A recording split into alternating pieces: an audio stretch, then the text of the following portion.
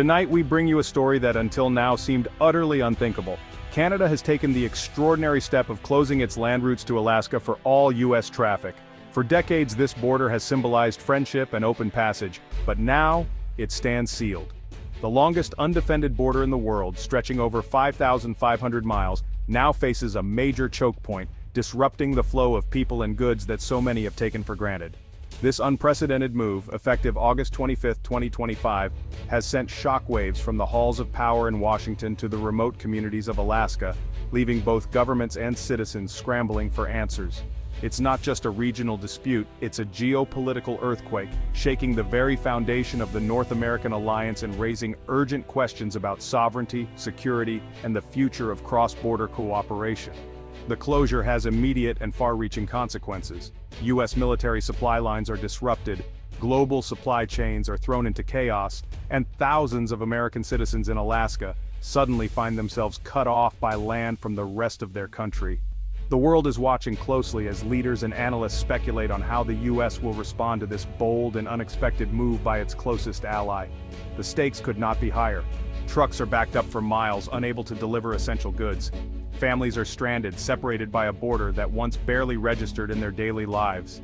Alaskan businesses, already facing unique challenges, now confront the prospect of being completely cut off from the lower 48 states. For many, this is more than an inconvenience. It's a direct threat to their livelihood, their access to food and medicine, and their entire way of life. The uncertainty is palpable. The Canadian government insists this is a necessary measure to protect its sovereignty and national interests. Meanwhile, the White House has condemned the action as both hostile and unjustified, warning of serious diplomatic consequences. In the coming minutes, we'll break down what led to this crisis, what's truly at stake for both nations, and what possible paths forward exist in this tense standoff. This is more than a border dispute. It's a story about people, politics, and the shifting balance of power in North America. We'll hear firsthand from those most affected, from truck drivers facing financial ruin to small-town mayors struggling to keep their communities together. Stay with us as we unravel a crisis that could reshape the continent and redefine what it means to be neighbors in North America for decades to come. To grasp today's crisis, we need to look back. The Alaska Highway, built during World War II, was a symbol of U.S.-Canada cooperation, forged to secure Alaska after Pearl Harbor. Over 10,000 U.S. soldiers and thousands of civilians carved a 500-mile path through brutal wilderness in just 8 months. The highway secured Alaska and played a vital role in the Allied war effort. After the war, it became Alaska's economic lifeline, connecting isolated communities and fueling commerce. Billions of dollars in goods travel this route every year, from groceries to oil equipment. Canada's decision to close it is shocking because the highway has always represented more than just a road. It's a pact of friendship and mutual defense. For many Americans, this feels like a betrayal of shared history. The closure turns a symbol of unity into one of division.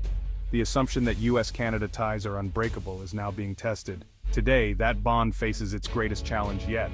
The crisis erupted early Monday, August 25th. Without warning, Canada enacted the Northern Sovereignty and Security Act, closing key border crossings to U.S. vehicles bound for Alaska. The move was swift. Travelers and truckers were caught off guard, denied entry unless carrying pre-approved humanitarian aid. Truck driver Tom Jenkins told us, "I've driven this route for 20 years, never seen anything like it. My whole load is going to rot." Prime Minister Trudeau justified the closure as a response to the ongoing Arctic sovereignty dispute and recent U.S. actions in the Northwest Passage. "Canada's sovereignty in the North is not negotiable," he declared. "The closure will remain until the U.S. agrees to serious negotiations." The timing follows a U.S. Coast Guard icebreaker's unapproved transit of the Northwest Passage, an act Canada views as a violation. The U.S. sees the passage as international waters. Canada disagrees. The border is closed, the reason is sovereignty, and there's no end in sight. The standoff is now a test of willpower and diplomacy. Washington's response was immediate and furious. The White House condemned Canada's actions as reckless and hostile, vowing that all options are on the table. Former President Trump called it a disgrace, echoing growing American anger. Political pressure on President Biden is mounting. Canadian officials remain resolute, insisting the closure is about Arctic sovereignty and respect for Canadian territory. The U.S. sees the highway as a right. Canada sees it as leverage. Rhetoric is escalating, making a quick resolution unlikely. the diplomatic rift is deepening by the day. The economic fallout was immediate. As news of the highway closure spread, uncertainty and anxiety gripped communities across Alaska and beyond. People tuned in to breaking news, trying to understand just how deeply this would affect their daily lives. The Alaska Highway is the state's supply chain backbone. Its closure sent shockwaves through Alaska's economy. Suddenly, the vital artery connecting Alaska to the rest of North America was severed, leaving trucks stranded and businesses scrambling for alternatives. The port of Anchorage is overwhelmed, unable to absorb all the freight that once traveled by road.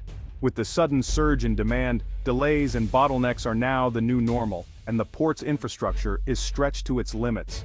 Shipping costs are soaring, and prices for basic goods are rising.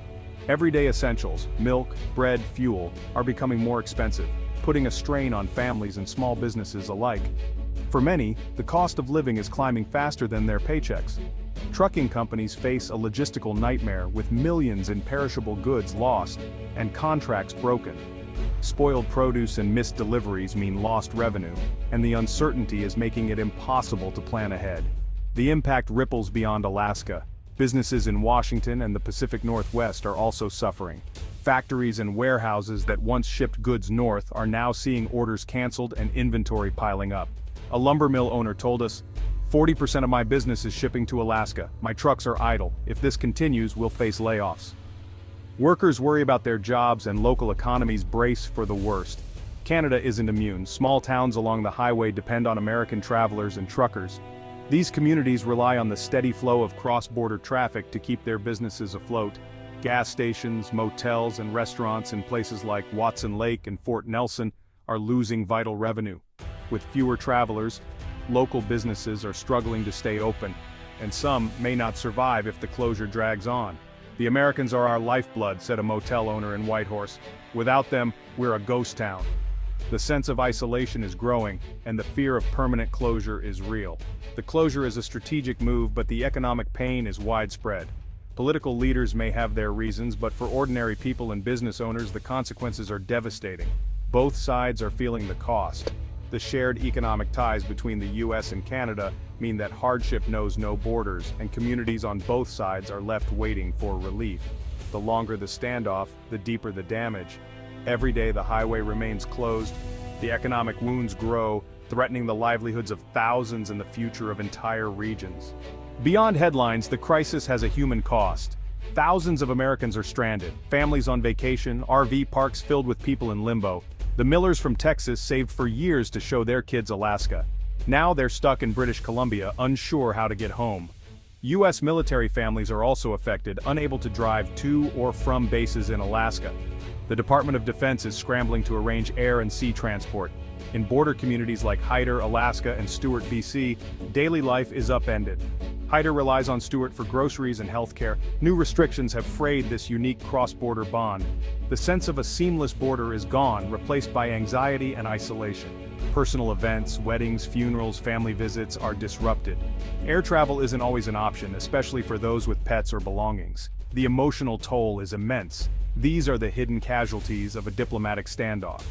The political fallout is severe. President Biden faces pressure from all sides. Republicans call it a failure of leadership. Democrats demand a strong but diplomatic response. The White House must appear strong without rupturing ties with its top trading partner. The crisis strains NORAD, the joint US-Canada Defense Command, and is watched closely by Russia and China. In Canada, Prime Minister Trudeau faces backlash for risking economic ties with the US opposition parties, accuse him of reckless posturing. The dispute is a symptom of a changing relationship. Canada is asserting its sovereignty, especially in the Arctic. The days of taking Canadian cooperation for granted may be over. This could mark a permanent shift from quiet friendship to open competition. The US-Canada dynamic is being rewritten in real time. Where does this crisis go from here? The world is holding its breath as tensions between the US and Canada reach a level not seen in decades. Dr. Amelia Thorne, a US-Canada relations expert, calls it a high-stakes diplomatic standoff, with both sides unwilling to blink first. Canada is using its leverage, control over land access to Alaska, to force US concessions on the Northwest Passage, a move that's both strategic and risky. The White House will likely pursue a two-track approach: tough public rhetoric to reassure Americans, and private back-channel talks to quietly seek a resolution. Behind the scenes, negotiators are working overtime. Neither side wants a trade war, but public pressure and media scrutiny could make compromise difficult. Economic uncertainty is already rippling through both countries. Even if resolved soon, trust is broken. The scars from this standoff may linger for years, affecting future cooperation. The U.S. will likely invest heavily in maritime infrastructure to avoid future vulnerability, accelerating projects that have been on the back burner for years. The real issue is the Arctic. Canada wants sovereignty over the Northwest Passage. The U.S. wants it open to all.